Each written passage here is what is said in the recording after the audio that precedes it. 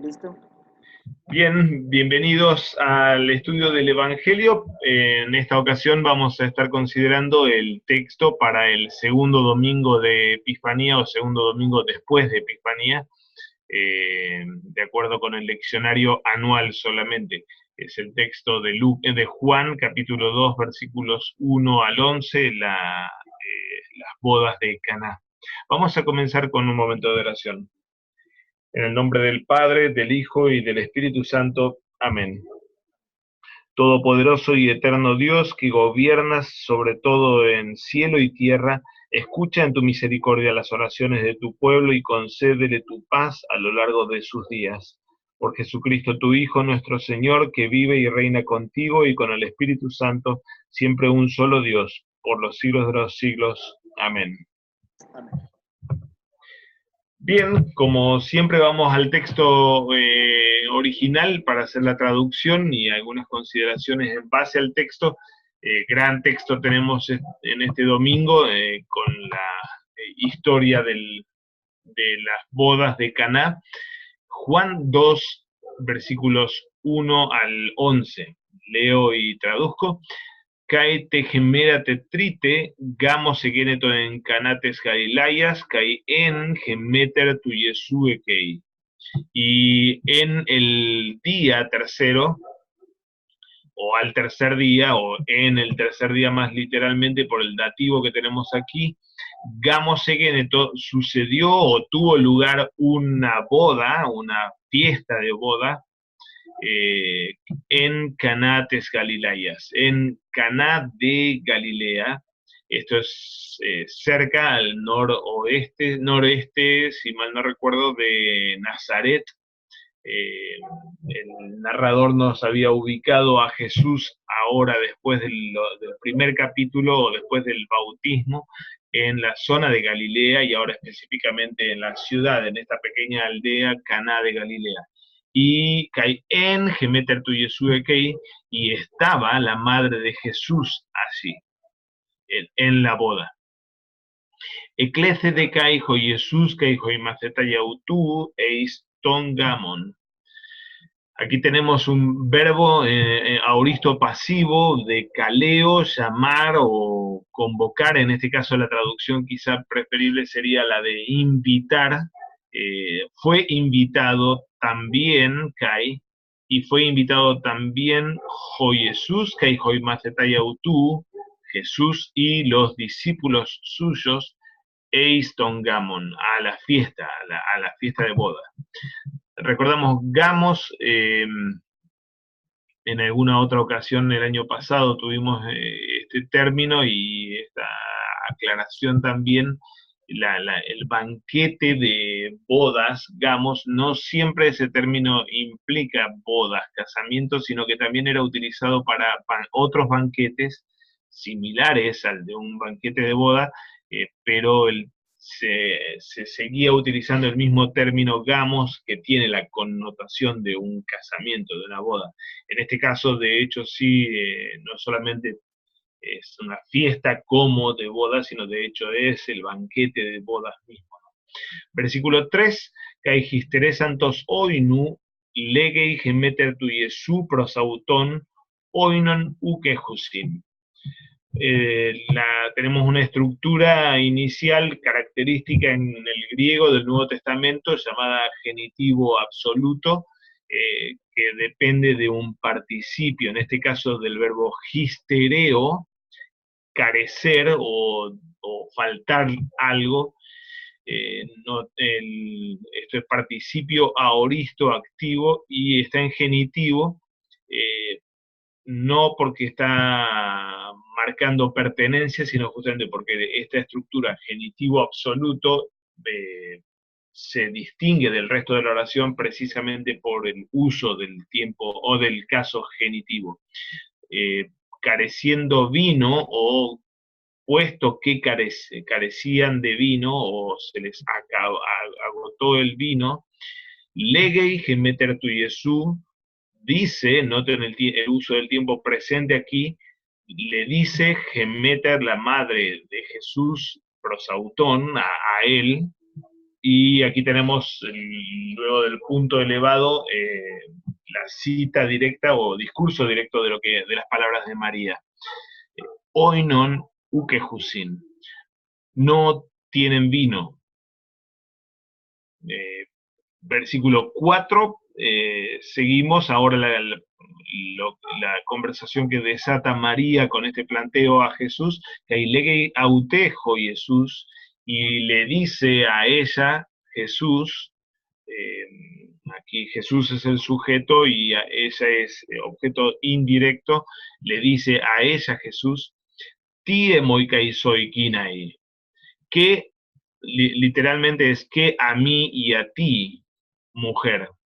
Esto es una pregunta, vocativo de kiné al final, y esta estructura tie, moika y soy es una estructura tomada del hebreo, en realidad es un modismo hebraico que lo tenemos en el Antiguo Testamento en varias ocasiones y en el Nuevo Testamento lo tenemos en otras ocasiones también, especialmente en el Nuevo Testamento pasa en Marcos, por ejemplo, en el rechazo temeroso de parte de los demonios cuando ven que aparece Jesús, el Santo de Israel, le dicen a Cristo, ti moica y soy, que entre ti y mí, o que a ti y a mí, indicando no solamente temor, sino especialmente la disociación o el deseo de que se aleje y que no se meta con ellos.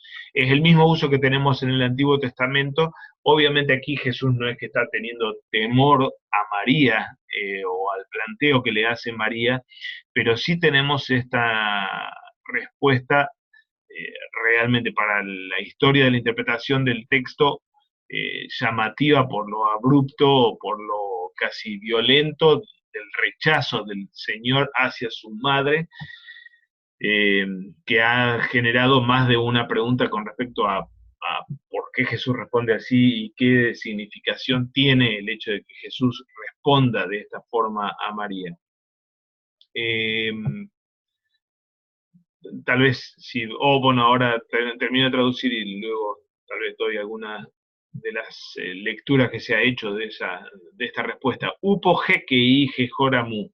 Todavía no, upo, jekei está en presente, el verbo jeco es acercarse, venir o haber venido, llegar, haber llegado cerca. Incluso en el tiempo conjugado en presente tiene esta fuerza pretérita de alguna forma o pasada.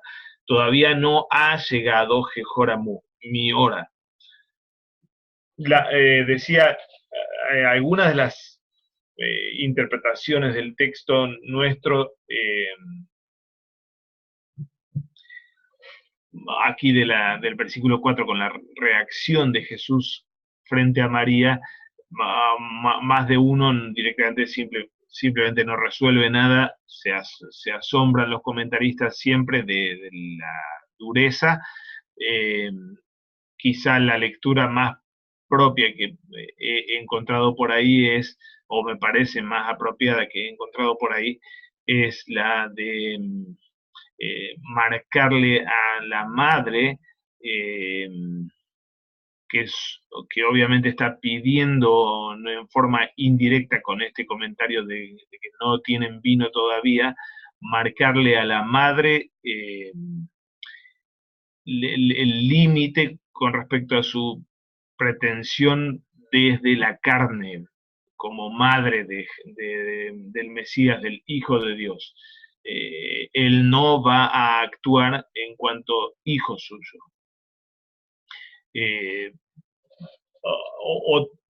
Otros intérpretes, especialmente intérpretes de línea romana, especialmente intentan suavizar el diálogo entre Jesús y María o el sentido de la respuesta de Jesús hacia María. De todos modos, siempre este tipo de movidas tratando de suavizar la gravedad, lo que representa en realidad es una especie de manoseo del texto mismo, que marca este corte y este corte casi con violencia o dureza de parte del Señor. Versículo 5, legei gemeter autu tois diaconois, le dice la madre de él a los sirvientes, jotian lege gimin poyesate.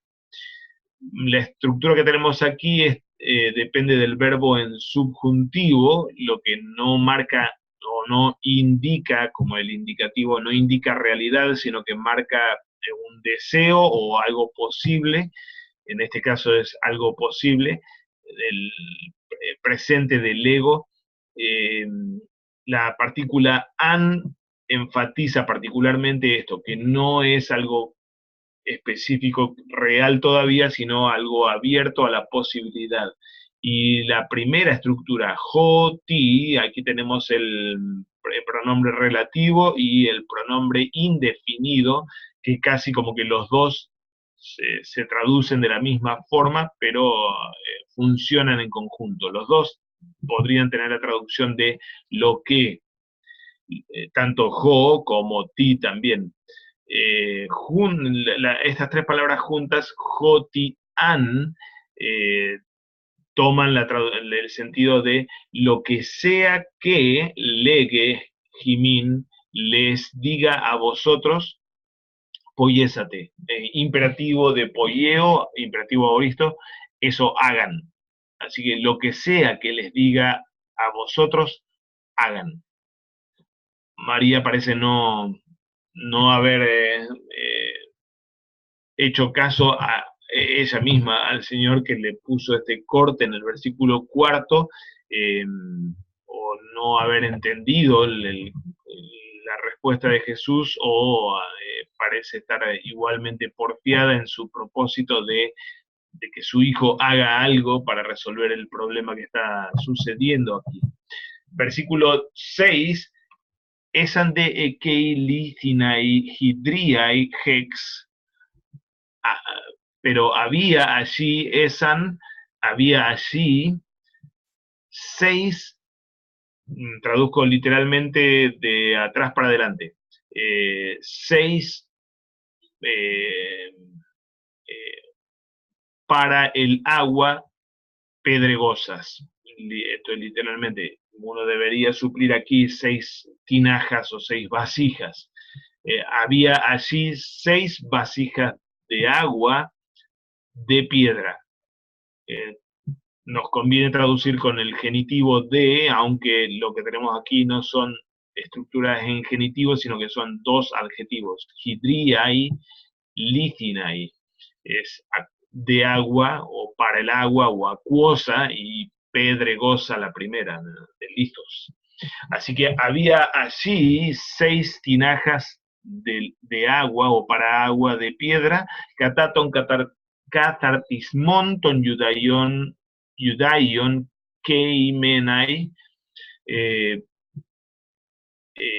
estaban, y acá el último término es el participio presente de keimai, reposar o estar parado, tanto ese participio presente como también el siguiente, el jorusai, de joreo, hacer espacio para o contener algo, están funcionando en conexión con el verbo eimi, que abre nuestro versículo. Así que estaban paradas y estaban, sí, no, perdón, solamente el verbo keimai es el que está funcionando en conjunto con el verbo eimi inicial.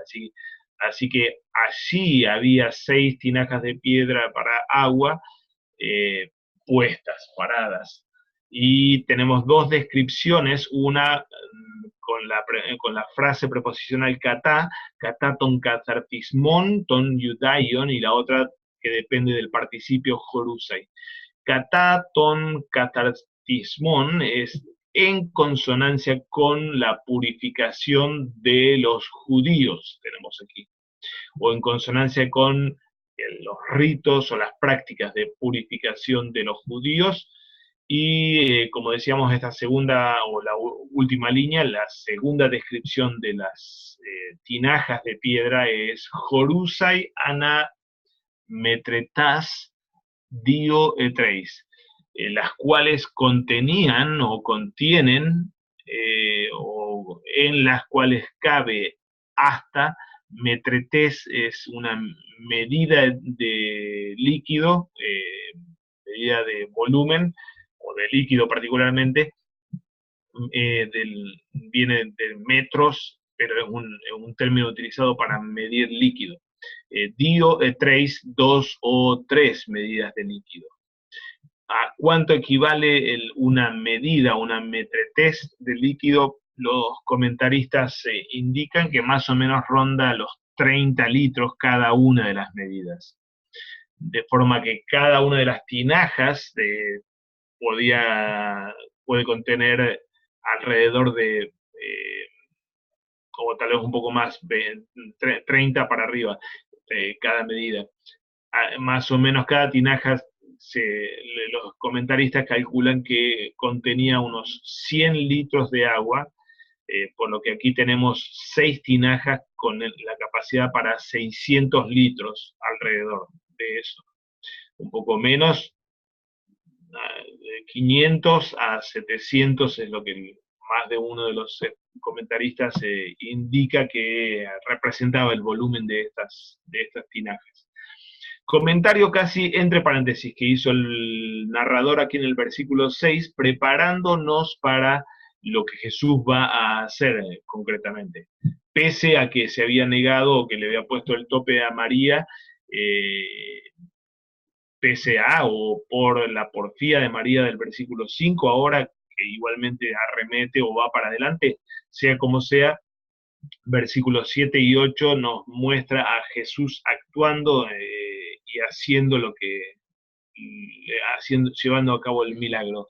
Lege y autois con Jesús les dice a ellos, gemísate tas hidrías hidatos.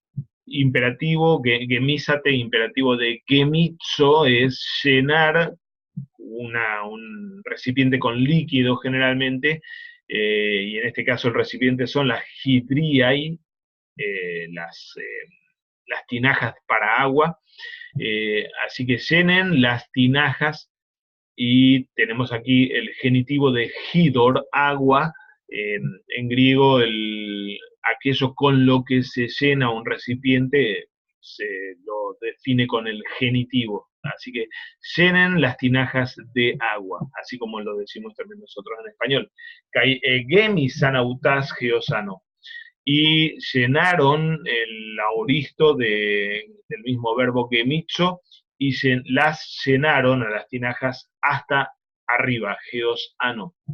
Kailege y autois, y les dice a ellos, antlesatenin kaiferete to argitriclino hoi de enencan. Y les dice a ellos, antlésate, esto es otro imperativo de antlao, antlao es sacar generalmente un líquido de un pozo, en este caso obviamente no es un pozo, saquen, nin ahora, y lleven, imperativo presente de fero, y lleven al argitriclino. El argitriclinos, aquí tenemos la unión de dos palabras, arge o arjos, mejor dicho, el principal, y triclinos. El triclinos es la habitación para una cena o para una comida, viene en realidad a su vez de la unión de dos palabras, treis, tres, y cliné es el sofá en el que se recostaban. Así que triclinos es la habitación con 3 sofás o tres camas, grandes camas, podríamos decirlo así, en las que, recordamos, se recostaban sobre uno de sus brazos los comensales para comer. No era una mesa en la que estaban sentados como hoy día lo hacemos, sino estaban al nivel del piso los comensales, y la habitación estaba armada con 3 de estas camas, grandes camas, hacia las que miraban o ponían sus cabezas hacia el centro, ¿no es cierto? Ese es el triclinos, la habitación para el banquete, y el argitriclinos es el principal del banquete. Hay un poco de discusión, o mejor dicho, algún autor recientemente ha cuestionado la traducción normal, que es el maestre sala, como se lo traduce, o el jefe de la fiesta. Hay un poco de discusión de si no se trataría en realidad del principal, del invitado principal. En realidad, más que invitado principal, la mayoría históricamente se ha tomado el término argitriclinos como el principal de la fiesta en cuanto a encargado de la fiesta. El maestre sala o algo así como el mayordomo de la fiesta, cuya función realmente era preparar todo, organizar todo y coordinar todo, pero especialmente era según la Mishnah y la literatura judía posterior al cristianismo, el encargado de hacer las mezclas de vinos a fin de hacer una degustación o permitir una degustación de variedad de sabores en el vino. Así que es el principal de la fiesta, pero es el principal del que maneja el vino y el que determina qué sabores y qué calidades de vino van a ser consumidas en la fiesta. Así que volvemos a la traducción entonces y le dice a ellos, saquen o extraigan ahora y lleven al maestre sala hoy de Enencan, los cuales llevaron. Aquí tenemos el aoristo indicativo del mismo verbo, aunque no tiene nada que ver en el aspecto, pero es el mismo verbo fero que tuvimos en la línea anterior. En aoristo se deforma de esa forma como lo vemos aquí. Versículo 9. Josde egeusa tojo argitriclinos Togidor oinon gegenemenon cayuque de hipocenestin, hoi de diaconoi edeisan, hoi entlecotes togidor, poneiton nymphion ho argitriclinos, cailege y auto. La frase inicial hos de está es el adverbio de comparación hos, pero utilizado aquí para describir el momento o el marco en el que el maestre sala, el argitriclinos, ponei, da voces, fonos, de foné tenemos aquí, llama o da voces al ninfión, al novio.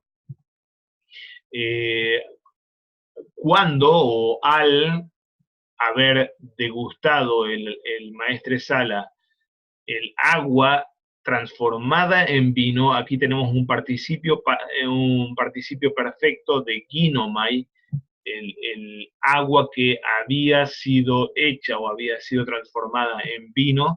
Cuando él probó o saboreó esto y no sabiendo o no sabía Pocenestín de dónde es el agua, lógicamente, o el vino, mejor dicho, nota parentética aquí en la última línea del versículo 9, hoi de diaconoi edeisan, pero los diáconos o los sirvientes sabían, y tenemos una descripción de estos diáconos con el participio entlecotes, perfecto de antleo, el verbo que tuvimos anteriormente en el versículo 8, entlecotes, hoi entlecotes es los que habían sacado Togidor.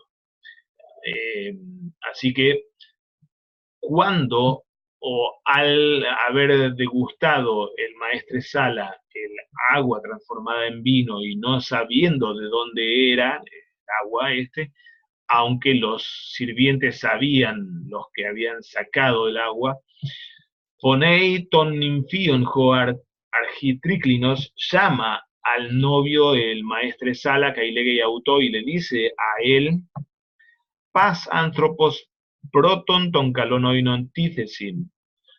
Todo hombre primero el buen vino coloca o pone o sirve. Caijotan mecistosin to el lazo.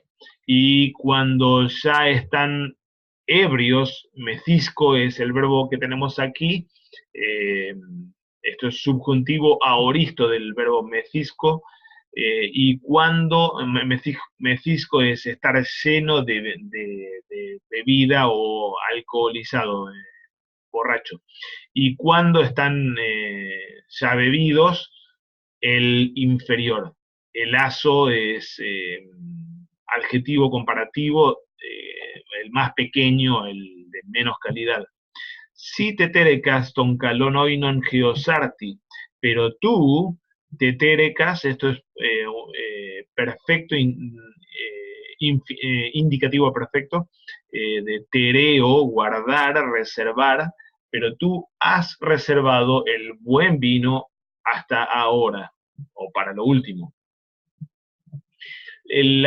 Toda esta estructura un poco extraña que tenemos especialmente en el versículo 9 con las indicaciones del narrador de cuándo llama y cuándo le habla a voces el maestre Sala al novio, que es cuando había probado el agua transformada en vino, no sabiendo el origen, aunque los sirvientes sí sabían.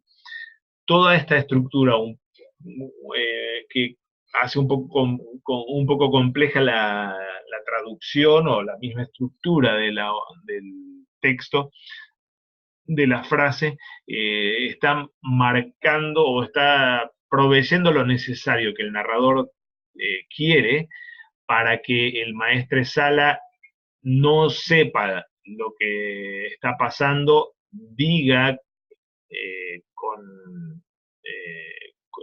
hable en ignorancia, cosa que Juan disfruta absolutamente, y en cada narración, cada texto vamos a tenerlo a Juan siempre ironizando con los personajes por causa de la ignorancia que ellos tienen. El maestro Sala tiene que ser ignorante, pero el lector tiene que saber que está hablando del vino, del agua transformada en vino, y la garantía de esto es que los diáconos sí sabían qué era lo que estaba siendo bebido. No era un vino común, sino era el agua que Jesús había transformado en vino ahora, ¿no es cierto? Versículo 11, tauten epoiesen argen, ton semeion jo Jesús en canates Galilayas. Aquí el nominativo jo Jesús es el sujeto de la acción epoiesen, así que Jesús hizo tauten argenton semeion. Hizo esto para que sea, o lo hizo como argenton semeion, como principio de las señales en Caná de Galilea. Kai efanerosen tendoxan autú, y se manifestó la gloria suya, kai episteusan eisautonjo y macetai. Tenemos tres sucesos descritos aquí, o tres verbos sucesivos en el versículo 11, la realización del principio de señales, la manifestación entonces de la gloria suya y la fe, el creer de parte de sus discípulos en Cristo.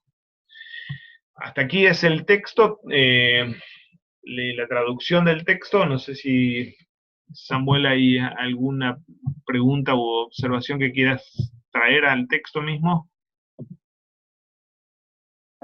Sí, pastor. ¿Me escucha ahí? Sí, sí, sí. Sí, estoy pensando, como decía, diversas interpretaciones, ¿no? Que en torno a los detalles, cada cosa, ¿no? En este texto. Y pienso en una interpretación que había he estudiado sobre la secuencia que viene de Juan 1 hacia ese texto como el paralelismo entre Génesis, la creación, y algunos que colocan este día en el que inicia Juan diciendo sobre este siguiente día, como el día sexto, el día de la creación del hombre. Ujú. El día sexto, que es el día también, este tiempo en el que el Viernes Santo también a la vez, el Cordero, Jesucristo como el novio, y esta, vamos a decir, situación que existe entre el novio Cristo como Cordero y el novio de la boda en la que está asistiendo, como el novio que sí tiene vino, un vino suficiente, y que sí tendrá un vino suficiente, y el mejor de los vinos, y el otro novio con el vino que se acaba, ¿no? Y haciendo una, vamos a decir, paralelismo entre Adán, el novio y Cristo como el segundo Adán, ¿no? Ujú. De esta boda de la nueva creación, también que se inaugura, de que todo está desposado a Cristo, ¿no? Entonces, pienso en esta situación de la secuencia y en esta perspectiva, no sé cuál sea su opinión en cuanto a esta interpretación. Creo que los padres son los que se apegan también mucho a este tipo de interpretación. Sí, básicamente sí, lo que estabas describiendo recién me parecen eh, eh, eh, líneas de lectura del texto realmente válidas. Quizá el gran temor, especialmente en la exégesis moderna o actual, el gran temor siempre es a la alegorización de las historias, especialmente en el caso de Juan. Eh, los sinópticos, los otros evangelios con sus historias tienen como, quizás son normalmente tomadas en forma más simple, directa en términos de su historicidad. Juan ha tendido a ser tomado en forma casi metafórica, lo que obviamente es un error en cuanto si eso representa la negación de la historicidad del texto. No obstante esto, el narrador Juan, que está escribiendo este evangelio, sabemos, Juan escribe su evangelio hacia el final de su vida, final del siglo I, posiblemente unos 60 años después que el primero de los evangelios, o 40, o entre 60 y 50 años después que el primero de los evangelios, escribe sobre el conocimiento de la existencia y del uso de los otros evangelios, y por lo que los padres de la iglesia y la crítica del Nuevo Testamento indica, escribe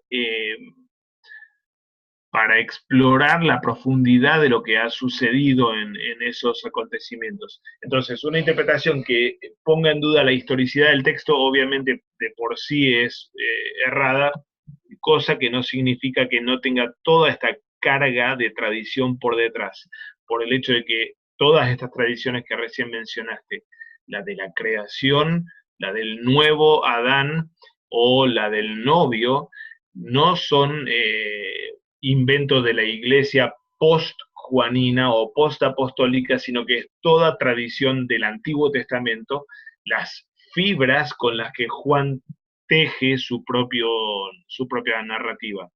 De modo que aquí tenemos, las fibras con las que Juan teje la narrativa y las fibras con las que Jesús mismo llevó a cabo lo que llevó a cabo en los hechos concretos. Así que cuando Jesús actúa como novio, como nuevo Adán, no es Juan el inventor de ese dato, ni el gran exégeta que hace la conexión con el Antiguo Testamento. Es Jesús mismo quien, como Yahvé, como aquel que habló en el Antiguo Testamento, ahora está encarnando lo que él mismo había anunciado en los hechos del Antiguo Testamento, ¿no? Entonces, todas estas líneas tradición que entran en nuestro texto, como en el resto del Evangelio de Juan, son, me parece, tienen total respaldo desde el punto de vista de la consideración teológica con la que Juan escribe y con la que Cristo mismo actuó en los hechos concretos, ¿no? Él quiso ser el nuevo Adán y actuar como el nuevo Adán, manifestando quién era él, nada menos. Él quiso ser el novio para la novia, y actuó de esa forma y se movió en donde lo hizo a fin de manifestar esa su identidad, ¿no es cierto?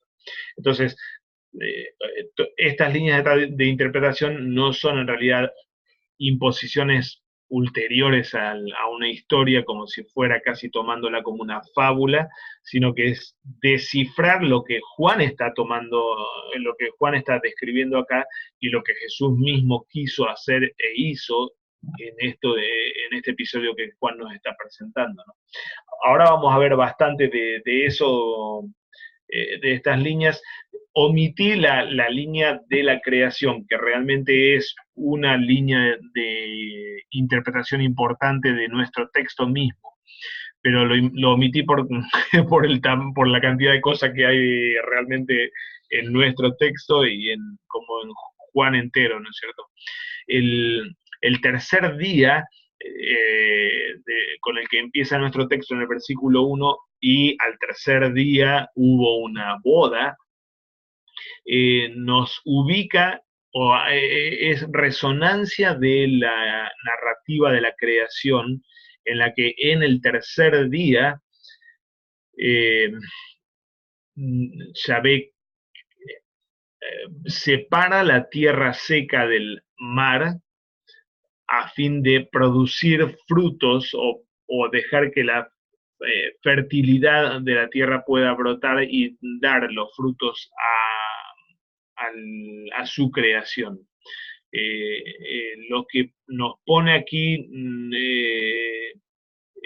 total órbita en términos de restauración de la creación que está siendo anunciada aquí. Él está actuando nuevamente en un tercer día en el que eh, la riqueza de los frutos de la tierra, como es el vino que está trayendo aquí, se abre paso de las aguas, de las tinajas, ¿no? Aguas dando paso a la productividad de la tierra y a los frutos de la tierra. Sucedió en aquel tercer día de Génesis 1 y vuelve a suceder ahora en este tercer día de Juan 2. Cristo como creador fue el primer dato que tuvimos en el Evangelio de Juan. Hace poco estudiamos Juan 1 y precisamente lo primero que Juan nos presenta en el prólogo es la identidad del Logos como el creador, el mismísimo creador. Y lo vamos a tener atravesando toda la narrativa de Juan hasta llegar a aquel día de la resurrección, cuando el hortelano, el verdadero hortelano, reaparezca en escena, el nuevo Adán resucitado, al que María Magdalena no logra identificar, pensando que era no el nuevo hortelano, sino un viejo hortelano que se habría robado el cuerpo. Allí apareció el nuevo hortelano hablando o anunciando la nueva creación, ¿no? Entonces, el motivo de creación y de nueva creación, sin duda que está aquí en nuestro texto. No vamos a tomarlo en cuenta ahora en lo que venga, pero sí es una fibra fundamental en nuestro texto. Pero lo omití en la presentación, como digo, por limitar un poco la cuestión. Pero bueno, a las otras tradiciones que mencionaste sí vamos a abordarlas ahora en un momento. Solo un repaso de la estructura para entender o tener visualizado qué es lo que sucede. Tenemos la historia empieza con una introducción narrativa y termina con esta conclusión narrativa, fundamentales ambas. La primera por estos datos de al tercer día, con la connotación de creación, y la boda que nos ubica en un contexto preñado de significación, y la conclusión narrativa totalmente relevante y fundamental en la que Juan nos describe la significación que tuvo el episodio este. No fue solamente un milagro o un acto de magia de transformar un pañuelo en una paloma o algo por el estilo, sino que este fue el principio de las señales por medio de las que él manifestó su gloria, y la fe fue creada en el corazón de los discípulos. Realmente fundante para la iglesia lo que está sucediendo en nuestro texto, y marca esta expresión del versículo 11 precisamente el carácter epifánico de nuestro texto. Si por una razón este milagro ocupó un lugar fijo en la historia de la celebración de la estación de Epifanía, es justamente por el lenguaje que Juan usa en el versículo 11, manifestando la gloria de Cristo, el milagro. En el medio tenemos tres diálogos, básicamente, no todos con todos, sino por pares. Jesús con su madre, en ese diálogo inicial áspero, Jesús con los sirvientes, en los que llamativamente Jesús igual parece hacerle caso a María, y el maestre Sala con el novio, evaluando la sorpresa que se lleva de la excelencia del vino producido por Jesús. Un comentario aquí con respecto a la relación entre el primer diálogo y el segundo. Como decía con respecto a la respuesta dura de Jesús anteriormente, me parece que no hay que suavizarla a la respuesta dura de parte de Jesús. De hecho, así Jesús interactúa generalmente en el Evangelio de Juan con sus interlocutores. No es simpático ni es suavecito, sino normalmente es muy duro, manifestando la total incomprensión que su interlocutor tiene de quién es él, para qué vino y de dónde vino especialmente. El tope el tope que Jesús le pone a su madre al decir que entre ti y entre mí, o que a ti y a mí, no es que Jesús después se arrepiente, sino que aquello quedó en claro y fijo. Él no va a actuar por causa del problema de la fiesta, o por parentesco, o por respuesta, obediencia a la madre, pero sí va a actuar igualmente, y lo vemos así en los versículos 6 al 8, llamativamente Jesús igual va y hace lo que María le había pedido, no porque María se lo haya pedido en realidad, sino porque Jesús aprovecha esta instancia para hacer su propia obra o su propia tarea. Esto no lo digo en polémica contra Roma ni contra la lectura mariana de nuestro texto, sino lo digo porque es lo que pasa una y otra vez. Es el mismo patrón que se repite en todo el Evangelio. Lo tenemos, por ejemplo, con los hermanos de Jesús en el capítulo 7, cuando suben a Jerusalén y le dicen, los hermanos le dicen a Jesús: si vos querés salir a la fama, vení con nosotros a Jerusalén. Y él le dice: yo no voy a la fiesta de ustedes. Y se queda en Galilea, pero inmediatamente va igualmente. Y es así cuando él aparece, está de incógnito durante un tiempo en la fiesta, en la fiesta del capítulo 7 de Juan, y finalmente pronuncia palabras fundamentales como aquellas de: el que tenga sed, venga, y del costado del que crea en mí brotará ríos de agua viva. Jesús fue igualmente, porque se arrepintió de lo que él dijo o le obedeció a sus hermanos. No, fue porque él fue a su fiesta, no a la fiesta de los hermanos. Este mismo patrón es el que tenemos aquí, en el corte que Jesús parece darle, o le da concretamente a María, su madre, en la agenda que ella pone y en la preocupación que ella está planteando, y el hacer igualmente lo que parecería una obediencia al planteo de la madre, pero en realidad con su propia agenda. Él lleva a cabo el milagro, no por obediencia a la madre, no por preocupación por la fiesta en sí, pero sí a fin de manifestar su gloria y que los discípulos crean, o que se cree la fe. Esto plantea las relaciones entre una parte y la otra. Pese a que Jesús le dice lo que le dice a María, o pese al primer diálogo, igualmente sucede el segundo diálogo, y puesto que sucede el segundo diálogo, sucede el tercer diálogo. Ahora, entre el tercer diálogo y la conclusión narrativa tenemos esta relación de contraste, justamente porque aquí tenemos en el tercer diálogo al maestre Sala, que no tiene los códigos necesarios para entender lo que sucedió, hablando barbaridades, y el lector disfruta de la ironía narrativa que Juan está llevando a cabo allí en los versículos 9 y 10. Frente a esto tenemos la otra cara de la moneda, discípulos que sí creen, porque no solamente sabían todo lo que había pasado con el agua y el vino, sino especialmente porque son aquellos que tenían la expectativa y la letra del Antiguo Testamento para poder decodificar lo que estaba sucediendo aquí. No era un acto de magia solamente, como decíamos recién, sino que en realidad el Mesías estaba inaugurando su oficio y entrando en escena, irrumpiendo para manifestar su identidad gloriosa como Hijo de Dios. Bien breve, un comentario sobre la historia de la interpretación de nuestro texto, o líneas de interpretación que ha habido.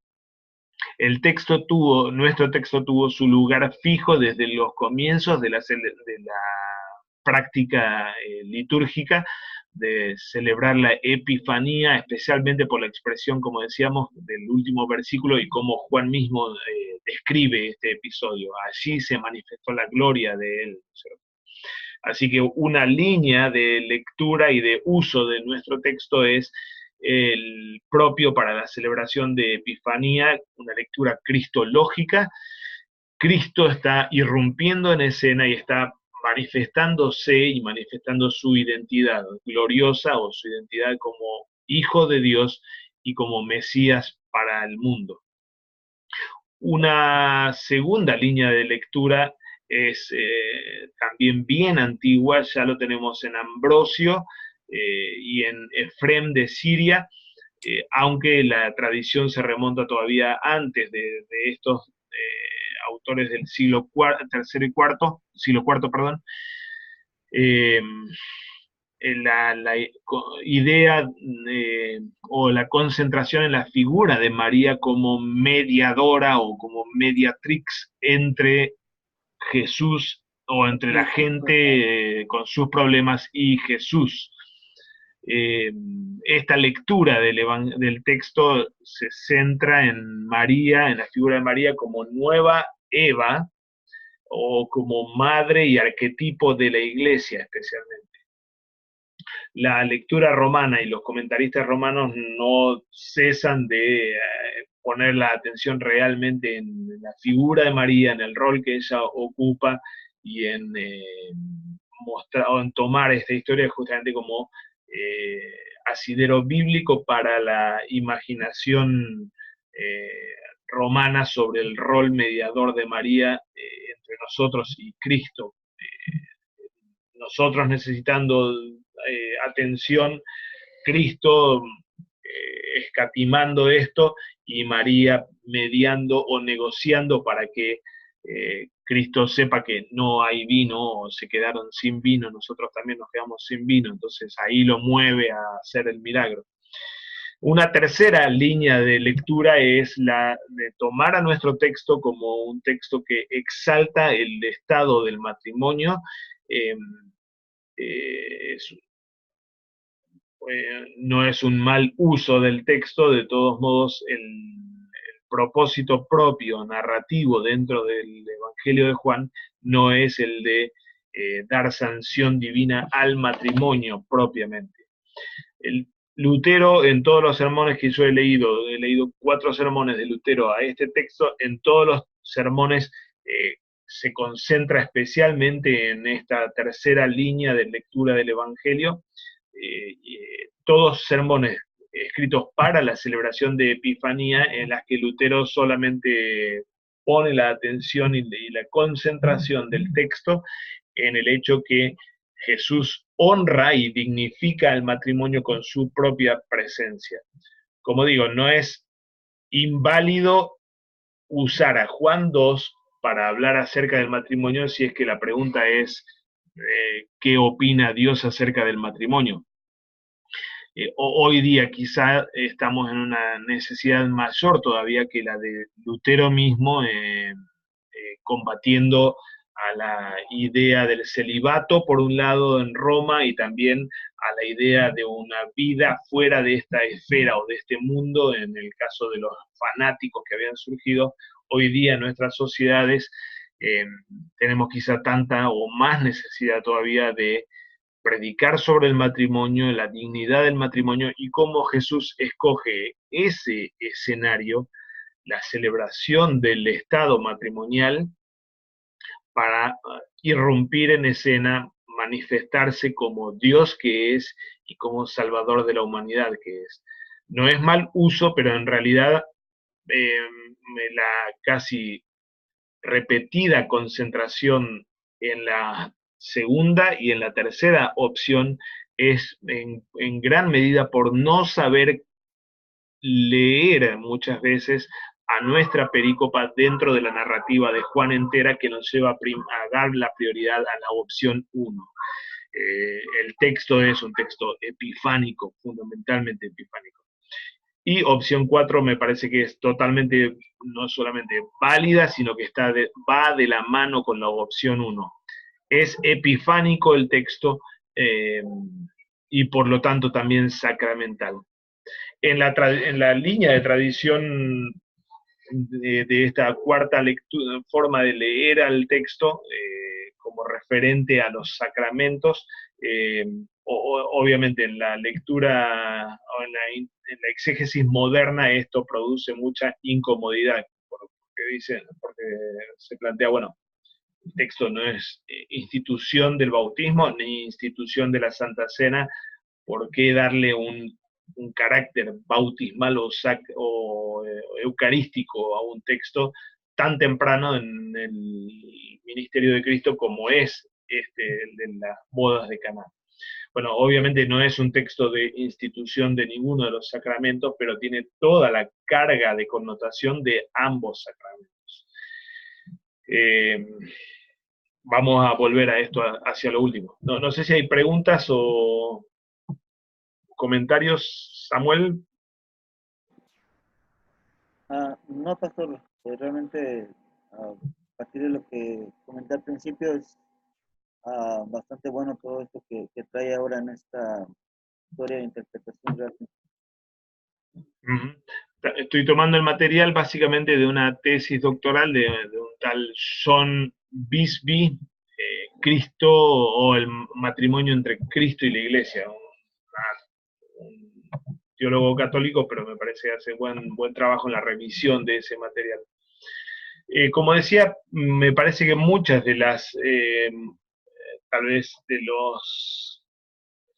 las pérdidas de foco en la lectura del texto, inclusive cuando se las utiliza, como decía recién en el caso de Lutero, para la Epifanía, pero se habla solamente del matrimonio, pero particularmente en aquella lectura por la segunda línea de concentración en María y en el rol tan importante que Roma le está atribuyendo a María como mediadora, en gran medida es muchas de estos extravíos interpretativos es por no tomar en cuenta las claves que Juan, el Evangelio entero, nos da para poder comprender nuestro texto.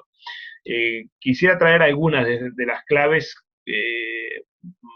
3 creo, para poder entender un poquito más en contexto a nuestra perícopa.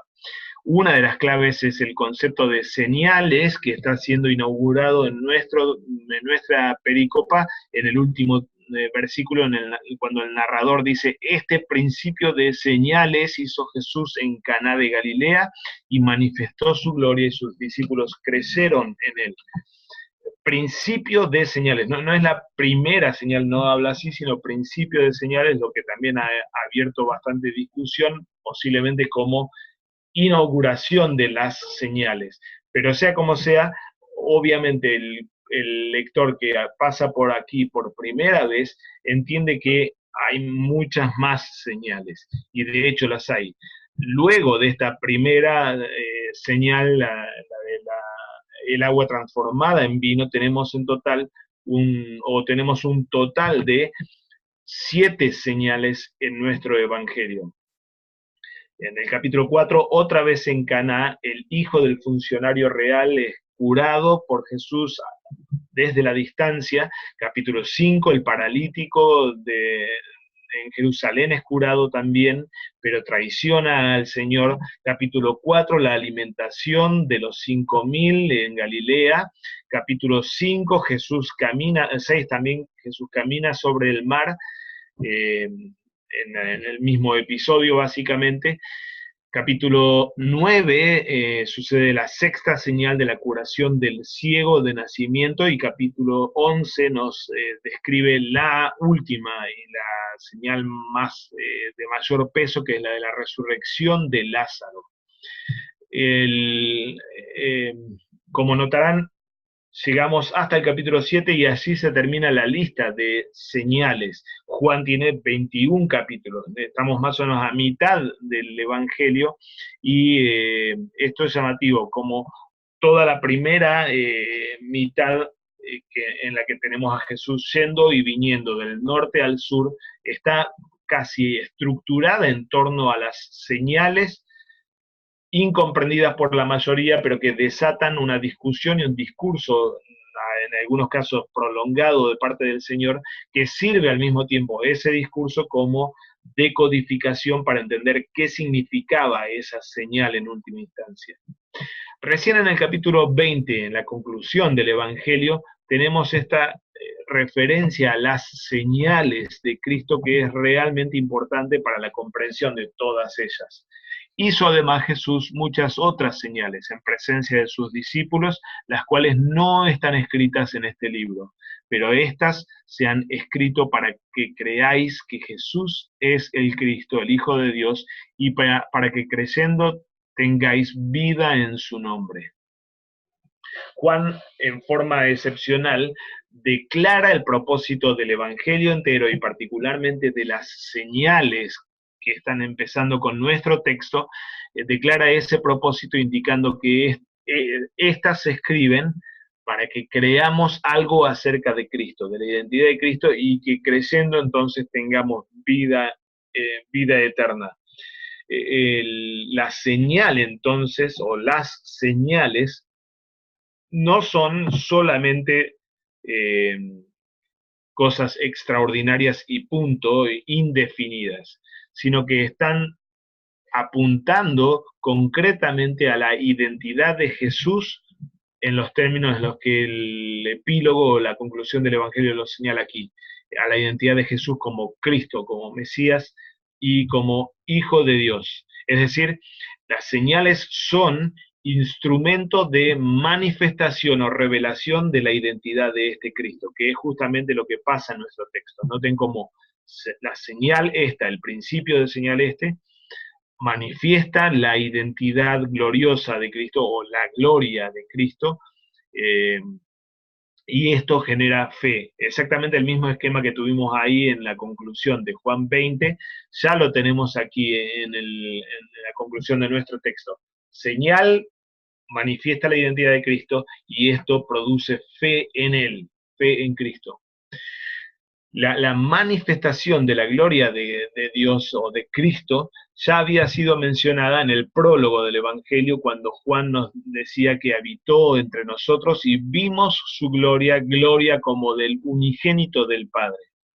La manifestación de la gloria o la glorificación de Cristo pasa a ser un tema realmente fundamental en todo el Evangelio, y nos lleva o progresa, produce el progreso temático y de tensión en el Evangelio, junto con otro concepto que aparece en nuestro texto y que no me voy a detener en esta presentación, que es el concepto de mi hora.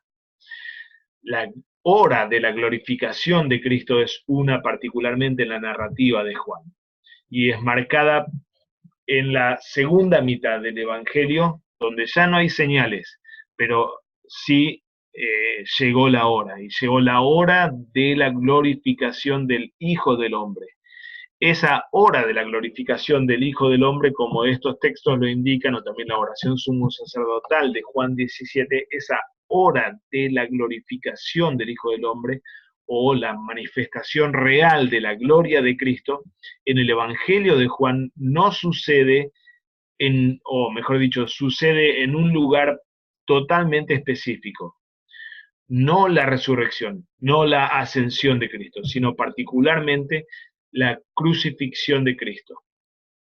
Juan conecta a lo largo de todo su evangelio en el lenguaje el ser levantado como la serpiente en el desierto, por ejemplo en Juan 3, ser levantado con ser glorificado.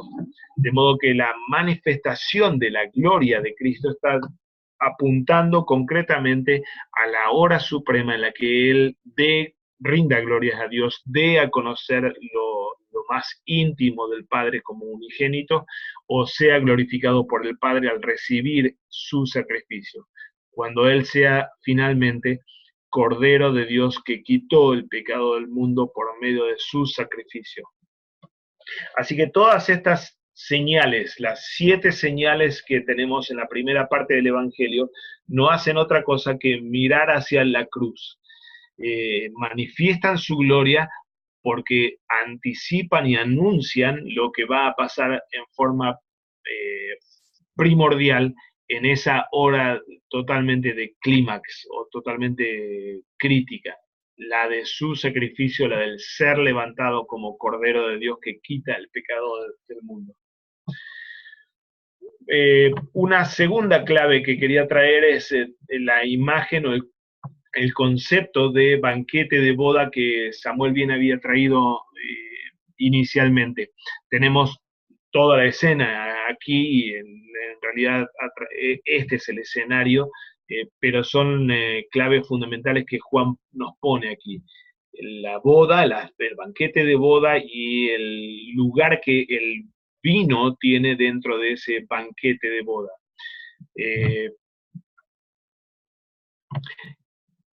En el lenguaje de los profetas, especialmente Isaías también es una fuente fundamental, pero en el lenguaje de los profetas, en forma excepcional, el capítulo 16 de Ezequiel, si tiene un tiempito antes del domingo, lea todo el capítulo ese, que es realmente fantástico para recordar la descripción de la historia de Israel. Y Oseas 2 son 2 grandes textos proféticos que nos presentan toda la historia de Israel en términos maritales. Israel como novia desposada de Yahvé. Aquí pongo una especie de sumario de los momentos de la historia de Israel que describen los profetas, y la describen en términos de un casamiento, de una boda. Israel nació como una niña rechazada y expósita por sus padres, lo que hace referencia al origen pagano de Israel, allí en Babilonia o en la zona de Babilonia. Fue rescatada y criada por Yahvé, tomando a los padres, a los patriarcas Abraham de su tierra, a Isaac y Jacob. Yahvé mismo finalmente la desposó después de en la hora en la que, así como Ezequiel lo pone, desarrolló sus pechos y llegó el tiempo o la hora del amor. Yahvé mismo la escogió como esposa e hizo pacto con ella. El Sinaí funciona como la boda entre Yahvé e Israel. Para esto la purificó y la adornó hasta el extremo. Ezequiel otra vez es muy rico en esta parte del cómo adornó a su novia con todas las riquezas al punto de hacerla la más bella de todas. Pero Israel confió en su belleza y se prostituyó con otros señores, con otros dioses o baales. Especialmente esto pasa, lo sabemos, en el tiempo de la monarquía. Por eso Yahvé la castiga y la destruye, echándola, repudiando a la adúltera prostituida en el exilio. Los profetas describen de esta forma la trágica historia de cómo Dios sacó del fango y de la corrupción total, de la contaminación a este Israel, dándole la dignidad de esposa de Yahvé mismo, pero luego siendo traicionado y Israel entonces siendo rechazada como esposa por Yahvé. Describen así la trágica historia, pero proyectan y se proyectan hacia un futuro en el que Yahvé revertiría esta situación. Yahvé anuncia por medio de los profetas la llegada de un día en que volverá a desposar a la adúltera. Para esto mediará el perdón y la purificación de su contaminación. Y este tiempo estará marcado por la productividad de la tierra y la abundancia de los frutos, pan, aceite y vino por sobre todas las cosas. En la misma línea o en conexión justamente con el banquete de bodas, en los profetas tenemos múltiples descripciones de lo que va a ser el tiempo mesiánico o escatológico en torno a la productividad de la tierra, a la fertilidad de la tierra y al deleite en el banquete final marcado por la gran cantidad de buen vino. Tenemos aquí dos profecías del Antiguo Testamento y un texto del tiempo del Nuevo Testamento de los apócrifos del judaísmo segunda Baruch. Joel 3, y Jehová rugirá desde Sión y dará su voz desde Jerusalén y temblarán los cielos y la tierra, pero Jehová será la esperanza de su pueblo y la fortaleza de los hijos de Israel. Y conoceréis que yo soy Jehová vuestro Dios, que habito en Sión, mi santo monte. Y Jerusalén será santa, y extraños no pasarán más por ella. Sucederá en aquel tiempo que los montes destilarán mosto, y los collados fluirán leche. Y por todos los arroyos de Judá correrán aguas, y saldrá una fuente de la casa de Jehová, y regará el valle de Sittim. Isaías 25 nos presenta una descripción similar, y Jehová de los ejércitos hará en este monte a todos los pueblos banquete de manjares suculentos, banquete de vinos refinados, de gruesos tuétanos y de vinos purificados. Destruirá a la muerte para siempre, y enjugará Jehová el Señor toda lágrima de todos los rostros, y quitará la afrenta de su pueblo de toda la tierra, porque Jehová lo ha dicho. Segunda Baruch, este texto no bíblico, apócrifo, pero de todos modos me parecía relevante por cómo representa la visión que Israel tenía del tiempo mesiánico. Cuando aparezca el Mesías, escribe el autor apócrifo, en una vid habrá 1000 pámpanos, y un pámpano producirá 1000 racimos, y un racimo producirá 1000 uvas, y una uva producirá un cor, que equivale a 4 o 5 litros de vino. Otra vez, la visión paradisíaca del tiempo final, marcado por la llegada del Mesías, y especialmente los textos de Joel e Isaías, noten cómo marcada por la presencia misma de Yahvé en medio de su pueblo. Este que había sido el esposo, el novio de Israel, al rescatar a Israel, al purificarlo y volver a desposarla, abre este gran banquete suculento con vinos refinados, vinos purificados y con vinos incontables como los que describen nuestros textos. El banquete de boda en nuestro evangelio no es solamente un tema de nuestra pericopa, las bodas de Caná en capítulo 2. Capítulo 4 va ponernos a Jesús mismo en un rol propiamente del hombre conquistando o desposando a la mujer. Parece sugerir esto el comienzo del capítulo, en el diálogo entre Jesús y la samaritana, que realmente resuena a las historias de cortejo del libro de Génesis y Éxodo también, en las que el hombre de Dios se sienta en el pozo afuera de la ciudad y conversa con la mujer, la cual invita a quedarse en casa, y finalmente esto redunda o resulta en un matrimonio. Esto pasó con Isaac, con Jacob y con Moisés en el libro de Éxodo. Jesús se comporta de la misma forma en Juan 4, en el inicio de la historia, con la mujer samaritana, pero el texto tiene este giro, Juan 4 tiene este giro fantástico en el que Jesús no se casa con la samaritana, se casa con Samaria. Samaria vuelve al redil y vuelve a ser desposada por Yahvé, pese al adulterio con el que había quedado contaminado. Entre capítulo 2 y capítulo 4 tenemos todo este espectro de textos que tienen cierta conexión con las bodas. Tenemos esta gran afirmación del Bautista en el capítulo 3. Yo no soy el Cristo, sino que soy enviado delante de él. El que tiene la esposa es el esposo, mas el amigo del esposo que está a su lado le oye, se goza grandemente de la voz del esposo. Así pues, mi gozo está cumplido. Es necesario que él crezca, pero que yo mengüe. Tenemos aquí a Juan el Bautista, hablando de Cristo o trayendo una nueva definición de Cristo. Ya había dado dos fundamentales.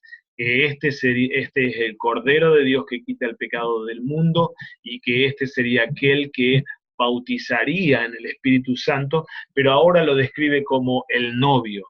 Llamativamente, en el corazón de toda esta sección y de todo este espectro de textos en el Evangelio de Juan, desde el capítulo 2 hasta el capítulo 4, en el que el tema de las bodas, del banquete de bodas, es un tema.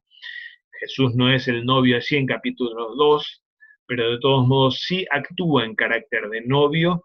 Es él quien pone el vino y lo pone en abundancia, como bien traía Samuel, y es definido por Juan mismo aquí en el capítulo 3 como el novio que viene a rescatar a desposar a su novia, y capítulo 4 lo vemos finalmente cómo actúa él como novio que desposa a la adúltera Samaria. Nuestro texto entonces, o toda esta sección de textos del Evangelio de Juan, obviamente están dando cumplimiento a lo que los profetas esperaban y anunciaban, que algún día Yahvé vendría para volver a desposar a la adúltera, y esto estaría ligado con la purificación de ella y con el banquete de celebración, o con el vino especialmente de celebración. Dos temas obviamente que en nuestro texto son fundamentales, no solamente el del vino, sino previamente también el de la purificación en sí. Vamos a esta última clave entonces sobre la purificación, en el comentario entre paréntesis que el narrador hace en el versículo 6. Y estaban allí 6 tinajas de piedra para agua, conforme al rito de purificación de los judíos, en cada una de las cuales cabían 2 o 3 cántaros, o 2 o 3 medidas. El tema de la purificación es un tema que atraviesa realmente todo el Evangelio, desde el capítulo 1, con el bautismo de Juan para purificar a Israel, al Israel apóstata, pero en el que Juan mismo anuncia que viene uno que es el Cordero de Dios que quita el pecado del mundo. Y él lo marca, él lo señala con el dedo directamente para que vayan detrás de él. Él es el que bautiza, ahora no con un agua momentánea, sino que bautiza con el mismo Espíritu Santo. Aquí en nuestro texto lo tenemos nuevamente al tema de la purificación. El agua de purificación es transformada en vino mesiánico, como decíamos hace un momento, El próximo capítulo nuevamente nos va a llevar al tema del bautismo, en el diálogo entre Jesús y Nicodemo, en el que el bautismo en agua y espíritu, que es lo necesario para ver el reino de Dios, va de la mano con el ser levantado como la serpiente por parte de Jesús. Él como sacrificio, como Cordero de Dios, ligado con el bautismo en agua y en espíritu del que ya Juan había hablado en el capítulo 1. Capítulo 7 vuelve a ligar los dos temas, el costado del cual brotan ríos de agua viva referente al Espíritu Santo, que termina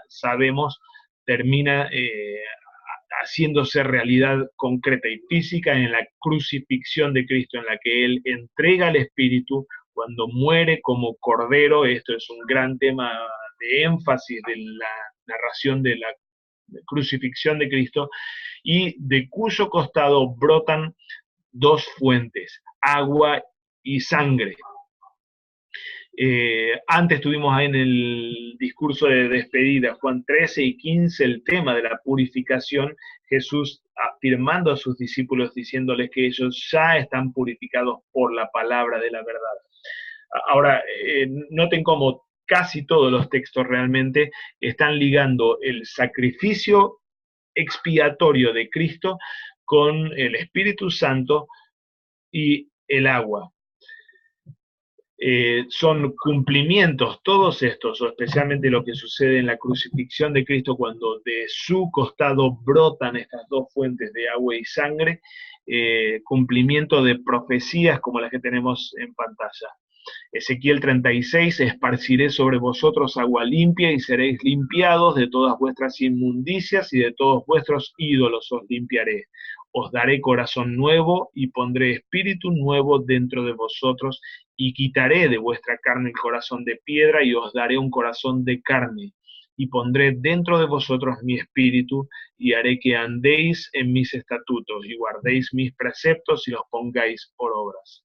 Zacarías en el capítulo 13 y en el capítulo 14. En aquel tiempo habrá un manantial abierto para la casa de David y para los habitantes de Jerusalén para la purificación de los pecados y de la inmundicia.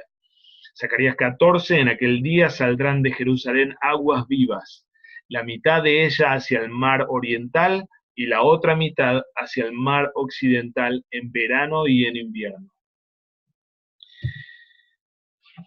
Último comentario sobre purificación aquí en Juan ahora. Charles Giesen, profesor del seminario de Fort Wayne, escribiendo un artículo sobre el bautismo y la Santa Cena en el Evangelio de Juan, dice sobre nuestro texto Juan 2, puesto que Jesús, que es quien quita el pecado de su novia, está aquí presente, entonces ya no hace falta los repetitivos lavamientos rituales. Pero si el agua es usada para el vino de la celebración de bodas, ¿dónde está el bautismo aquí? Giesen está argumentando cómo nuestro texto habla de bautismo primordialmente. El mensaje implícito es que la purificación del pecado que la novia necesita viene ahora por medio del novio, en el lavamiento que sucede una vez y para siempre con agua y el espíritu, no por medio de los lavamientos de los ritos de purificación judía. Así que podríamos decir, o tratando de sintetizar todos estos conceptos diversos, como en las bodas de Caná tenemos declarado el cierre del antiguo pacto con sus múltiples aguas de purificación ritual que preparaban a Israel en la conciencia de su pecado y la necesidad de arrepentimiento. El agua que pasa a ser vino del banquete escatológico señala el final del viejo tiempo, centrado en la ley, centrado en los rituales ligados con el pecado y bajo el orden de pecado de una Israel adúltera, apóstata, ahora cortándose esta historia con la apertura del nuevo pacto. La esperanza mesiánica y escatológica de Israel finalmente aquí se está cumpliendo, y esto representa no solamente que ahora disfrutamos del banquete escatológico o la creación restaurada, sino del final de todos esos rituales preparatorios, pero no definitivos, porque llegó finalmente el sacrificio del Cordero que quitó todos los pecados, del cual brotó agua y sangre. En el gráfico está al revés, debería invertir la imagen, pero lo puse a agua a la izquierda y sangre a la derecha por la idea de agua que da paso a la sangre. Personalmente creo que no debemos poner un sacramento en contra del otro, sino que deberíamos considerar aquí como en la dinámica del agua a la sangre o del agua purificadora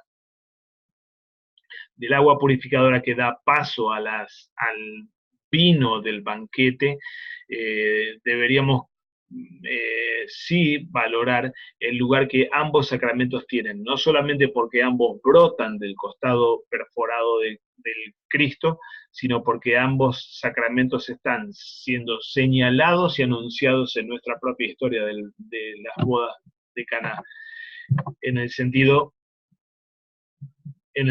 que el bautismo es aquel rito de purificación, aquel sacramento de purificación y de iniciación que nos saca de nuestro paganismo y nos inserta en la novia de Cristo, nos da unidad con Cristo, a fin de poder participar del banquete escatológico de su sangre en la Santa Cena, en el sacramento del altar. La Iglesia joanina lo practicaba de la misma forma que nosotros. No practicaba Santa Cena sin bautismo antes y no practicaba bautismo sin Santa Cena como consecuencia. El rito de purificación llevado a pleno en el bautismo abre las puertas para la Iglesia al disfrute del banquete escatológico en el sacramento del altar. Esto es lo que Stephenson en su librito sobre la Santa Cena nos dice, por cuanto nos otorga un anticipo aquí debajo del banquete de las bodas del Cordero. La Santa Cena o la Santa Comunión es la meta terrenal del bautismo, de la proclamación del Evangelio y de la absolución. Es decir, todos estos otros medios de gracia nos llevan al sacramento del altar. Nuestro Señor pensó sus medios de gracia no como uno solo, sino como instrumentos orquestales. Esto es, los medios de gracia entregan sus beneficios trabajando en concierto uno con otro. Mientras que Él nos advierte en contra de todo sinergismo, el Dios Todopoderoso mismo practica un maravilloso sinergismo en los medios de gracia. Aunque es riesgoso el lenguaje que está utilizando Stephenson aquí, es fantástica la imagen que pone utilizando este lenguaje de sinergismo, la imagen que utiliza, el concepto que trae en términos orquestales. Un sacramento lleva al otro, y especialmente el de iniciación y purificación de nuestro paganismo, el bautismo, nos inserta en la vida sacramental del sacramento del altar, nos inserta en la Santa Cena. Estamos en tiempo, vamos a dejar aquí, pero lo que yo les puse allí, bueno, es un sumario de las otras lecturas. En este caso, el leccionario anual nos indica 2 textos del Antiguo Testamento, 2 salmos como alternativas y 2 epístolas también como alternativas. No es que hay que leer los 6 textos, pero sí hay que escoger uno y el otro. Fantásticos los textos realmente con los que se acompaña la predicación de nuestro texto. Y allí puse una muy breve propuesta de esquema recorriendo 3 temas para la predicación. Nuestro texto hablando de la inauguración del banquete escatológico, la manifestación de la gloria de Cristo que es directamente proporcional a nuestra vergüenza. Así como somos absolutamente corrompidos, su gloria brilla justamente por esto. Él se abre como creador, sacándonos de la destrucción y de la aridez nuestra y abriendo la abundancia de la creación, y Él desposa en amor supremo a una que está contaminada por su adulterio. ¿Cómo lo hace en la clave juanina? Lo hace porque Él es Cordero de Dios y porque Él vuelve a abrir así en su muerte sacrificial las fuentes de vida para nosotros. Vuelve a ponernos en paz y a purificarnos con el lavamiento santo del bautismo para entrar entonces en su banquete eucarístico. Y por último, puse dos textos de Lutero, uno de la libertad cristiana y el otro del sermón sobre el dignísimo sacramento del altar, sobre cómo tanto bautismo como Santa Cena son sacramentos nupciales, podríamos decirlo así. El bautismo uniéndonos a Cristo para que seamos de Él y Él sea nuestro, y la Santa Cena del mismo modo dándonos participación en Cristo y en su justicia, en su perdón y en la salvación que abrió para nosotros. Samuel, no sé si tenemos preguntas o comentarios, quizá pensando con el planteo que habías hecho inicialmente también. Sí, pastor, pues bueno, realmente como con todo lo que trajo usted ahora y esto que mencionaba de cómo todo está desposado a Cristo, ¿no? Por eso el hecho de que la escritura se centra en Él, desposado con la historia del Antiguo Testamento, desposado con los cuadros y sombras del Antiguo Testamento que le anticipan y le anuncian, desposado con de los profetas, con la cuestión de los sacerdotes y los reyes y todo lo que implica la persona de Cristo. Eh, y hoy por hoy esto se manifiesta en el bautismo, en la Santa Cena, en la predicación. No podemos desposarnos. La cuestión es que al principio ocurre esta situación, ¿no? De que eh, esta situación en cuanto a que el hombre, Adán y Eva, ambos, en el sentido que dejan de escuchar la voz de su esposo para comenzar a escuchar la voz del otro, de esto que implica la idolatría, el adulterio, y que al escuchar la voz de Cristo en su palabra nos une a Él y nos desposa nuevamente a través de la fe, a través del perdón, a través de la vida y de la salvación, ¿no?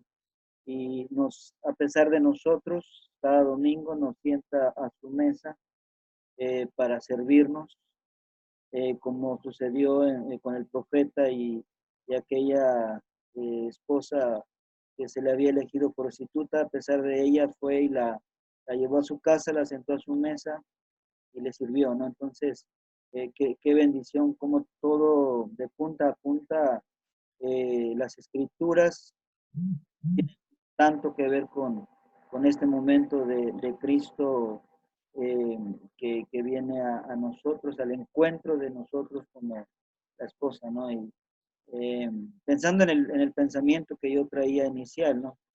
Tal cual. Fuera de cada detalle que también implica esto de las señales y cómo Juan habla de las señales en su escrito, y este principio de señales tiene mucho que ver con toda la obra redentora de Cristo, ¿no? Tal cual, tal cual.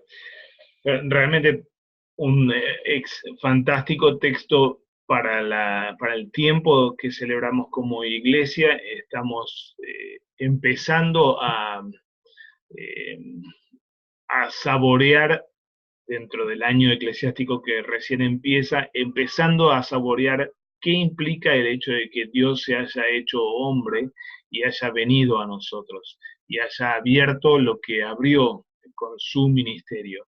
El principio de señales, la primera de las señales, el comienzo del ministerio público de Cristo, nos habla de este gran suceso en términos de historia de la salvación que está pasando aquí. Yahvé, ofendido por nuestros pecados, ofendido por nuestro adulterio, porque le dimos la espalda y nos fuimos corriendo detrás de otros hombres, de otros dioses, para servirles a ellos y prostituirnos con ellos. Yahvé se está compadeciendo concretamente, o se ha compadecido y está haciendo concreta esa compasión al abrir nuevamente ahora y en forma definitiva este paso de purificación de nuestra contaminación e idolatría innata y natural para arrancarnos de ella e insertarnos en el lecho nupcial, en el espacio de intimidad insuperable, de comer su carne y beber su sangre como banquete escatológico.